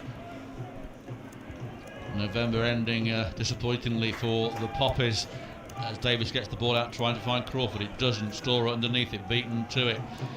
Ward lobs the ball back towards McDonough. McDonough's there, beaten to it. Storer gets it to Sharp. Sharp turns and got nothing on for him. Gets it to Afusu in the middle. Afusu back to Brown.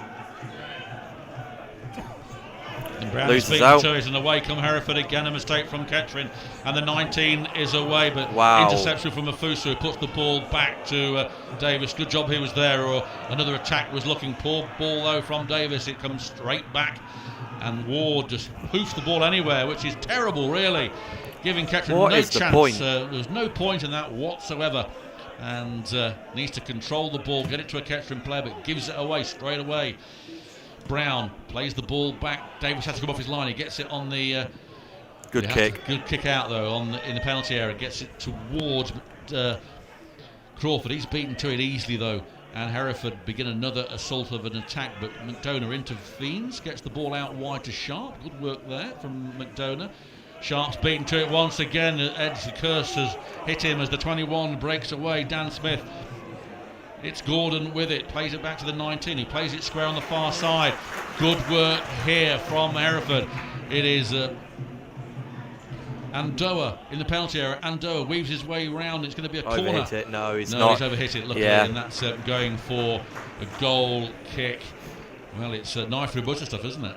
Yeah, I was going to say I don't remember the last time Kettering completed 3 passes in the final third, but I think I'll amend that to I can't believe the last time Kettering completed 3 passes. It's going that way, isn't it? I mean, all of what they showed in the first half, which they didn't play too bad in that first half. They've done nothing in the second half. The ball's played towards Afusu. He's beaten to it. It's back in Kettering's half. Storer playing head tennis. In comes Haynes. He plays it out wide, and goalkeeper Davis has to get it on the edge of the penalty area, urging the players forwards. There looks like there might be some more changes for the Poppies. I don't know about a Southern. They need a battleship to come on and win it for them, but we'll have to wait and see on that. The ball doesn't reach Sharp. Haynes underneath it, flicked on, interfered with by Kennedy, gets it out wide. It's kept in by Brown, hoofed out by Hereford. Stays in play, foul by Kennedy, who's going to go in the book I think soon. That's the second time he's playing arm first or barging into them, and he doesn't need to do that. And you can tell by the lack of argument from him, I guess, that he knows what's happened there. He knows what he's done, and like you say, he's playing the man rather than playing the ball in the air, and it is what it is. How long have we got left of this game? About 21 minutes to go. Ball played long, and that's going to go out of play, and it does as Brown is somersaults to the ground and reckons he's been fouled off the ball. But I think he's got a point there. Got a point, hasn't he? But right in front of the linesman, and he's been hauled to the floor by his shirt by Dan Smith. Yeah, by Dan Smith. I think he's got a point there, Alex Brown. Actually. Well, down comes the rain, and there is Davis, whose goal kick's going straight at the play. A poor kick from Davis. It looks a bit flabbergasted at that one. Kettering's game plan at the moment seems to be just get it as far away from our goal as possible and and keep it there. Looks like Isaac Stones is going to make an appearance for Kettering. And Jerry McDonough, the man who comes off. Indeed, that looks like the substitution. Or Stones is coming on. Number 9, Jerry McDonough, with number 14, Isaac Stones. So Stones replaces McDonough. That was the opposite of Saturday. Stones coming back from injury. Looked a bit out of it at Gloucester. And going to have a lot to do this evening against this Hereford side if Kettering are going to get back into it. So Kettering with one substitution left as Afusu can't get hold of the ball. It's cleared by Lloyd. Out comes Davis to intervene. Davis outside his penalty area, urging the players forward, plays it long, decent kick, but Stones can't get there. Haynes does, slips, and there is Storer putting the ball long for Afusu, but it hits. Doesn't even get anywhere near Afusu. It hits a Hereford player and it goes straight to them like a magnet. Kettering can't string two passes together, and a short back pass there by Smith put Davis under pressure. He does well, gets the ball out. Crawford's not going to win this, stands no chance against Pearce, but Storer intervenes, gets the ball out on the wide side to O'Neill. O'Neill comes inside, plays it out wide to Afusu. Afusu now in front of those 10 Kettering fans going down the wing. Still Afusu with it. Got two round him. Crawford comes to give him some help. Doesn't use him. Good work by Afusu. Played it too heavy. And that goes out harmlessly for a goal kick. 1,492 have turned up to Edgar Street to watch today's game. Well, that's another decent attendance for Hereford. But the Kettering fans that have made it won't be too impressed with what they've seen, and it's going to be a goal kick to Brandon Hall, who's had nothing to do really. He's had a nice comfortable evening. Ball is hit out, well won there by Dan Smith, who plays the ball out wide to McLean. McLean might try a shot. McLean puts it in, fires a shot in, and then there's a good take there by Davis right in the middle of his goal mouth, and he's now with Crawford. He sets away Afusu, but it's a poor ball by again, Crawford. Straight through to the keeper. Get the ball as far away from our goal as possible and keep it there. It's clear because we're not completing anything past the halfway line at the moment. It's rather frustrating, and I don't like to be so I can see the negative, but that's how to play for a Kettering throw-in. Coming on. So George Cooper's not going to get his introduction to Kettering Town on loan from Mansfield, but Perry is about to make way. Who's going to be coming off, we will see in a moment. And it's flicked on by Stones, but Stones gives the ball away. There's a chance here, but it's ricochets off a Hereford player. Smith just lobs the ball anywhere. Out comes Brandon Hall, takes it into his penalty area as Stones tries to run him down and doesn't get there. Perry still waiting to come on. I don't even know who you bring off at this point. Crawford. Crawford will come off, I would think. It can only be Crawford, really. That header from Hereford is in the second half, and have to wait and see. The referee's whistle goes, and now here comes the change, and I can't see who's coming off. All the players are coming towards Paul Cox. Sharp, and it is Sharp that has come off, who Ed said Crawford was running off, thinking it was him. He goes back onto the pitch, but Reece Sharp, who Ed reckons is Kettering's best player, has come off. So I'm unsure of this formation. I think Afusu goes right and Crawford goes left. Maybe. I'm a tad confused as to the formation we're going to be playing now. Frame being taken, it comes off to Crawford. Crawford can't find Afusu. The 14, Lloyd, gets the ball away. Storer slips but gets the ball back on the other side towards O'Neill. O'Neill with a bit of space to run at them. He's over the halfway line. O'Neill comes inside. Still O'Neill. Flicks the ball through to Crawford. Can Crawford get there? Out comes the goalkeeper. Crawford comes in. It's good save by the goalkeeper. Crawford gets a second chance. It's blocked again. It's put back out to Afusu. Good work from the young Crawford. Afusu puts the ball in. It's blocked again. And this time it's just hoofed away by Hereford. And it's through to Gordon. unbelievably. If he can see the number 9, which he does, there's a good chance here for Hereford breaking away. And it is Email coming in. 1 touch, 2 touch, fires a shot, feigned shot, comes in again, shoots low. It is blocked. There's going to be another chance coming in here, blocked again by Kettering. Out comes Afusu, heads it down, gets the ball away, and Kettering at the ball to Crawford. Crawford over the halfway line, comes inside, Crawford's away, and then is fouled, nothing given by the referee. And you can't give handball from that close in, but he has. Come off for Hereford then, if there's Emil's on. Yeah, Hereford did make a substitution. I'm not overly sure who it is. Bear with me, I will find out for you. So free kick to Hereford. We made a substitution in our absence. It is Ismail that has come on. Ryan McLean, number 7. And McLean has come off for the home side. I don't know whether we can class Crawford's shot as a shot on target. I think we will. Will we? Yeah, it was a good save from the goalkeeper, to be honest. I reckon if the keeper hadn't got there, it was probably going to be on target. The reason I'll say about the substitution is that it was Ismail who should have made it 4-0, but the ball is put out wide on the far side to Lloyd. So, not Lloyd, it's Andoa, but he loses the ball. It comes off Afusu, and that will be a throw into Hereford as time is marching on here.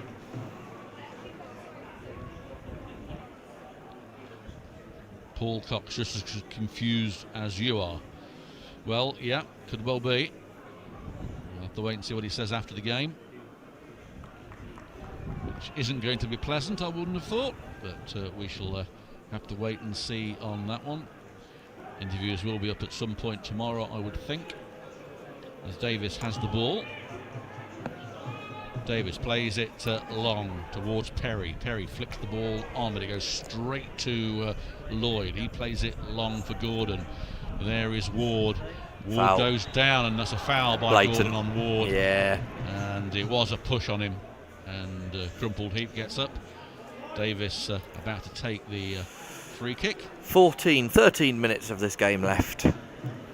Still 3-0 to Hereford. Kettering usually lose league matches 3-1 if they're going to lose. And I can't see where Kettering are going to get that one from, as Crawford at the moment plays the ball out wide to Brown. Brown gets outside penalty, puts the ball in towards that back post. There is Connor Kennedy, who heads the ball really over the goal mouth. And, As we appear to have some Morse code going on. Morse code going off. Must be some aliens watching. But not sure what that was. Yeah, it's bizarre. Some strange, bizarre noises going on. Another substitution for Gordon Hereford. coming off for Hereford. Had a good game. Being replaced Victor by Sondiendi is coming on. Sondiendi. And another tall player coming on. Or Sundend, sorry. That's what they're calling them over the Sonenden. tannoy. Honinden indeed. Really short, trudging behind the goal mouth, wet through as the ball is headed on by Connor Kennedy for a Hereford throw-in. And quite flat here from Kettering at the moment. Everyone bemused by it all. Throw-in finally been taken. It's back with Hodgkiss. Hodgkiss, right footed, puts the ball to Sonenden, who's just come on, and it's gone out for a throw-in right by the corner flag. And it may even be a corner, actually. I think it is a corner. It is, as they're all bunching up in the 6-yard box. And listen to Poppy's TV audio, sponsored by Elgood's Brewery. You can get those famous beers in the clubhouse on Saturday against Boston United. Corner hasn't been taken yet. In it comes now. Good trajectory, comes in, headed out by Perry, and then by Crawford. It goes straight to Hodgkiss, who puts it to the corner taker. In it comes again.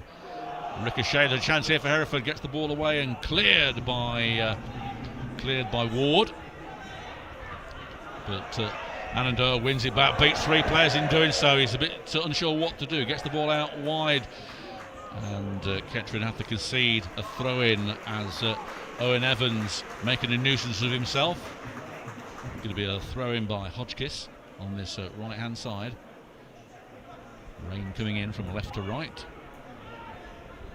Wintry conditions. Ball comes in the penalty area here, cleared though by Chris Smith. Then there's just been fouled. Excuse me. Should have left it alone. Referee telling the substitute to move away, Sollinju. And it will be a free kick by Davis. Long ball hangs in the night sky. Perry can't get there and fouls Luke Haynes, who goes down like a sack of spuds. Yeah, that's absolutely trying to get Perry in trouble there. Yeah. Nothing wrong Perry with that. is an ex-Hereford player. Yeah, it's nothing wrong with that. Absolutely an attempt to try and get the Kettering man into trouble. He's back up and fine again after going down, like you say, he'd been shot. Well, they're like Lazarus, aren't they? He's back up and fine again as soon as Perry told him what he thought of him. He was back up and ready to go. Perry being spoken to by Savasiani, the referee, who hasn't necessarily had a bad game, to be honest. No, he's marshalled it well, hasn't he? You know, he's not had many controversial decisions to. No, I think even as a Kettering fan, he's probably got the penalty decision wrong at the beginning of the second half. Yeah. I think Chris Smith has probably not got the ball there. We're not going to complain about it massively because 3-0 down. Yeah, we're 3-0 down and. Well, unmarked over the other side there is Anandoa, and straight to him. It was ridiculous. Challenge. Well challenged by Luke O'Neill. O'Neill, who's not had a bad game, to be honest, in the second half. But we've got to work out who man of the match is. We didn't give an award on Saturday because it was appalling. And Afusu trying to get in does well, but only gets the ball out wide here to Hodgkiss. Hodgkiss feeds the ball in. There's a chance here for the number 10 to ricochet, and out comes Davis and catches it. Deflection there, that could have gone anywhere, but Davis came out, commanded his area well, and has the ball. And he fires the ball straight at the player who. Well, Kettering players have been booked for that in the past. They have. Only a couple of games ago, a Kettering player was booked for that, and he's not going to be booked. I don't really know what's going on here. No booking for the Hereford man, no, which is inconsistent from referees, but not from him. But from the refereeing in the league in general, because Kettering players have been booked a couple of times this season for that, actually. Perry wins the header up into the air. Crawford can't quite get there. Foul against Crawford. I don't really too sure what that was for. But Perry not happy again. Paul Cox has got a heck of a lot of work to do with his side now, and being found out. And it's two humiliations. I get what I get what he said about. You know, let's be honest. We started a lot better than any of us had expected this season. Some good results. A good result against Fylde, and you know, expectations are now higher than they were at the beginning of the season due to that start. But I mean, the performances the last few games. York one was fantastic. This is the confusion because it's not a massively different team over the past 3 games than the one that beat York. Exactly. But it was poor against Chorley. And then fantastic against York, and it's been poor against Gloucester, and poor against Hereford today. I'm not too sure what's going on now. The referee is blowing his whistle a lot. Was going to stop the game, and Hereford got on with it. And the referee wants the ball back for the free kick that he was going to give, and the fans don't like it because they had an advantage. Yeah, it just appears to be. Don't want to. Maybe it's probably a bit too negative this, but 1 step forward and 2 steps back, because there was a 1 giant leap forward against York. I mean, that was a sensational game of football. It has to be said, and Kettering played very well in it. But since then, 2 really poor results, and before the Hereford game, a really poor performance against Chorley. It's a difficult one as Hereford make another substitution. It's going to be Jan Klukowski coming on. Didn't see who was coming off. Apologies. I think it's Ryan Lloyd.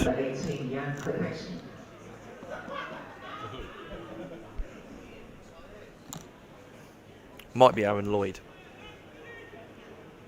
As it wasn't announced who was coming. No, Ryan Lloyd's still out there. There's a free kick on the far side while we're trying to find out who came off. It wasn't announced. It's straight to the substitute who flicks the ball on. Kennedy then gives the ball to Crawford. It's back to Kennedy. Plays it out wide to Stones. Stones is a left midfielder at this point. Plays a interested ball to O'Neill. Kennedy gives the ball away to Storer. Absolute panic then stations loses the there. ball. And Hereford just winding this down quite easily. Ball comes through, and a chance here for the 14, which is in fact Lloyd. He loses it to Afusu. Just plays an aimless ball for Crawford to chase. Not going to get there, and lumped back by Hereford. There is Chris Smith. Wrap up. He turns, plays it long. What but to on nobody earth is whatsoever. that? Absolutely appalling. Just hoof the ball away. This is another poor performance in the second half. I'm sorry, but it is.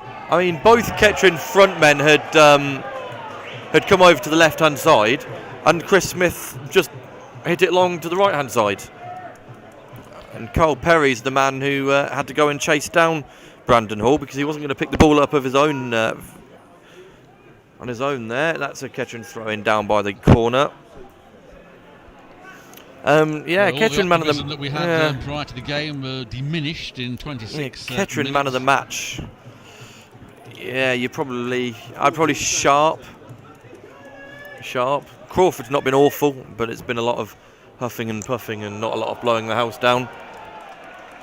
As Hereford get another corner on the right-hand side with 4 minutes to go. Well, Kettering are into another defeat, another 3-0. Hereford are going to win their 5th game on the trot without conceding a goal. Great run from the Bulls after an appalling start to their season. The reverse, let's say, probably of Kettering's season. And once again, Kettering become a cropper at Edgar Street, where they don't do very well. And tonight's another one of those tick boxes in the don't very well section. It comes in again, headed away.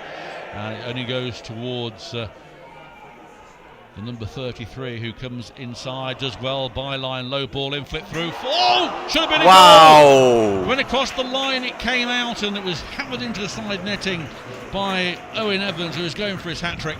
And I thought that was a certainty, but side netting saved Kettering's blushes on that occasion as Davis was beaten. And as I say, 3 minutes or so of this game to go, plus time added on. Davis gets the ball underway towards Afusu, doesn't reach him. But away comes the 18, he's through one-on-one here with Davis. It's got to be 4-0. Great save from Davis, comes out and blocks him. If Kowalski there would have done better with that. It was virtually his first touch of the evening coming on the substitute. If he'd done better with that, it would have been 4-0. A foul by Afusu on the far side, giving Hereford a chance to pump one into the area. And Afusu not getting a talking to by the ref, I don't think. But, thank you for you that have listened in to another disappointing display by Kettering tonight. And we were hoping that we could bring you brighter and happier news, but it hasn't happened. And our evening goes on for a lot longer later as a free kick comes in. And we've got to regroup and hope that we can produce the goods against Boston United at Latimer Park on Saturday, the next fixture involving Kettering Town. And it's going to be a free kick on the far side. Both sides have used all their substitutes. Free kick comes in towards the back post there, headed down. Oh, goodness me. A good save on the line by Davis. Again, Davis actually hasn't been awful since the mistake. No. Much like against Chorley, but that is what it is. The thing is, the mistakes have cost a goal. There's a chance here, but it's run out of play.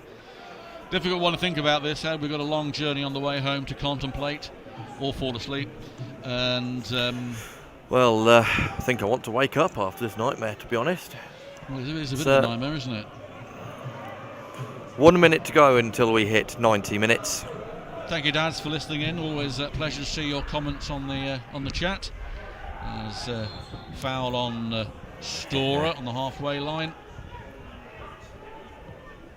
Played quickly towards Stones. He heads on, but no one picking up the loose header.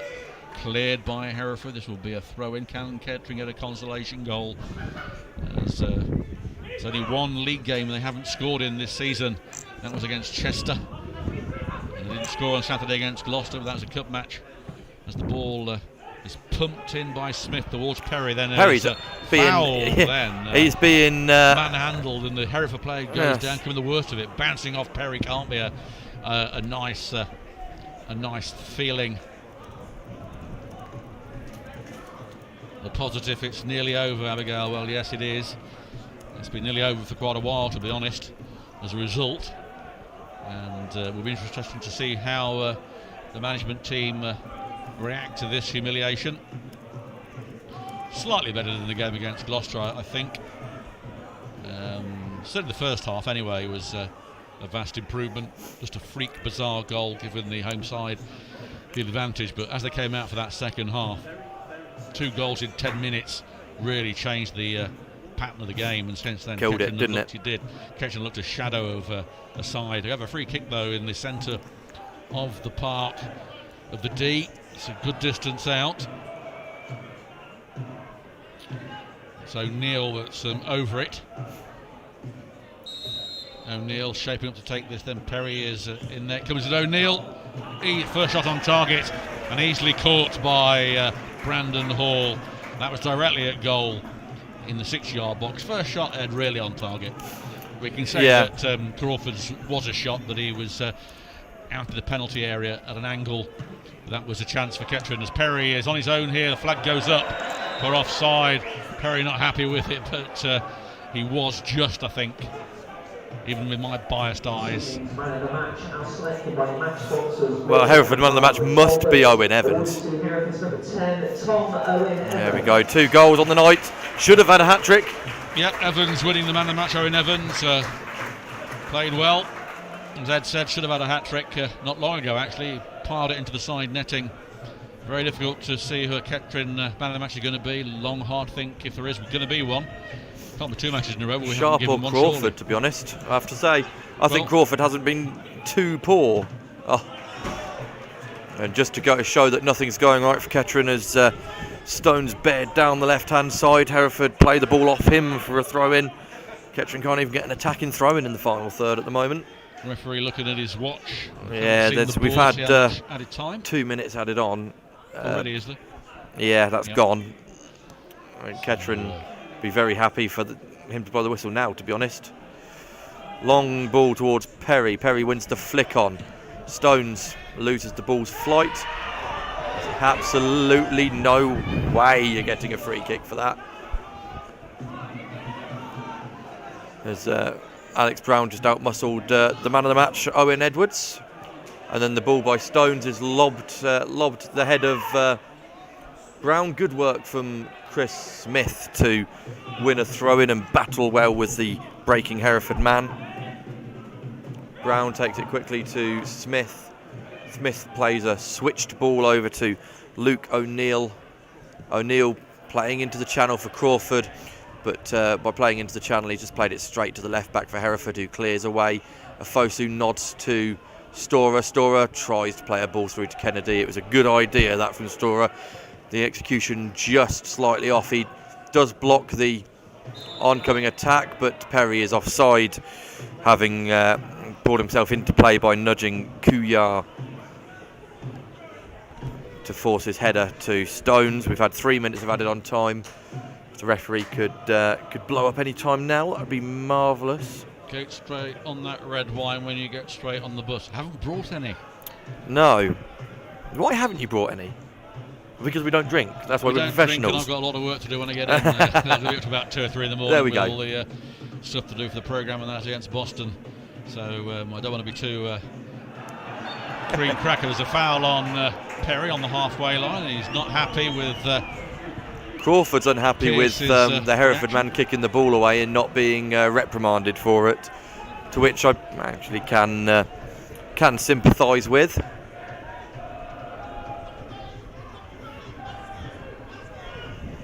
Four minutes have been added on to this game now. And this should be about it then, shouldn't it? I can't see it being after this free kick. Can't see much happening there as Perry comes in here. The header is headed down. It's cleared away. And there it goes. That's all over.